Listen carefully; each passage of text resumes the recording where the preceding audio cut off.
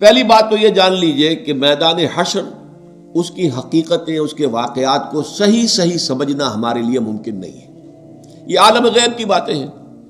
موت کے بعد سے لے کر جو شروع ہو جاتا ہے عالم برزخ، پھر بعث بعد الموت، قیامت، حساب کتاب، جنت دوزخ، اس کی جو بھی ہمیں معلومات قرآن میں دی گئی ہیں بس اس پر اکتفا کرنا چاہیے، اس کی زیادہ باریکیوں میں نہیں جانا چاہیے، اس لیے کہ اس کی اصل حقیقت ہم نہیں جان سکتے۔ وہ تو وہیں جائیں گے تو کھلیں گی باتیں کہ ہاں یہ بات تھی جو فرمائی گئی تھی، یہ بات تھی جو کہی گئی تھی۔ تو نقشہ کچھ ایسا سامنے آتا ہے کہ ایک تو معاملہ ہوگا کافر اور مسلم کے درمیان تقسیم ہو جائے گی، یہ کفار تھے جائیں جہنم میں سیدھے، یہ مسلمان ہیں۔ اب مسلمانوں میں پھر واقعی جو سچے مسلمان ہیں اور جو جھوٹ موٹ کے مسلمان بنے ہوئے ان کے دل میں حقیقی ایمان نہیں ہے، منافق ہیں، اب ان میں بھی ایک سکریننگ کی جائے گی، ایک چھلنی لگائی جائے گی تاکہ منافق ایک طرف رہ جائیں اور جو اہل ایمان حقیقی ہے وہ آگے نکل جائے۔ یہ جو چھلنی ہے اس کو پل صراط کہتے ہیں ہم اپنی زبان میں، اور یہ صراط ایک پل ہوگا، بہت تنگ سا پل، اور اس پہ شدید اندھیرا ہوگا، اور یہ جہنم کے اوپر ہوگا، نیچے جہنم دہک رہی ہوگی اور اس کے اوپر سے یہ پل صراط ہے،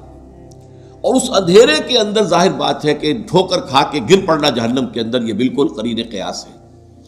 لیکن جو صاحب ایمان ہوں گے دنیا سے، جو ایمان کی اور اعمال صالحہ کی روشنی لے کر آئے تھے،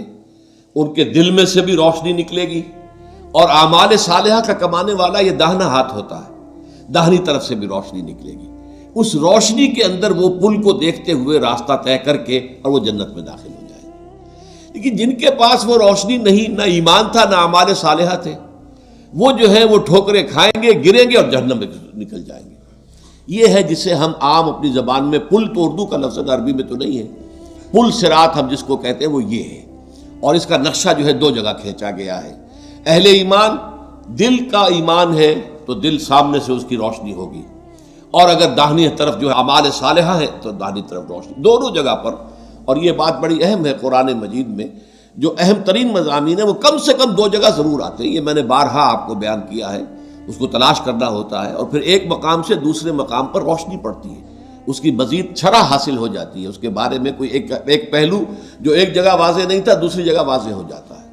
چنانچہ سورہ حدید میں واضح ہو جاتا ہے کہ یہ منافقین کو چھلنی میں اسے نکالنے کے لیے در حقیقت اللہ تعالیٰ یہ پروسیس کرے گا۔ اس کی حقیقی شکل کیا ہوگی یہ تو وہیں جا کر معلوم ہوگا، لیکن یہ کہ دو مقامات پر اس کا تذکرہ اجمالاً میں نے اس کا نقشہ آپ کے سامنے کھینچ دیا ہے۔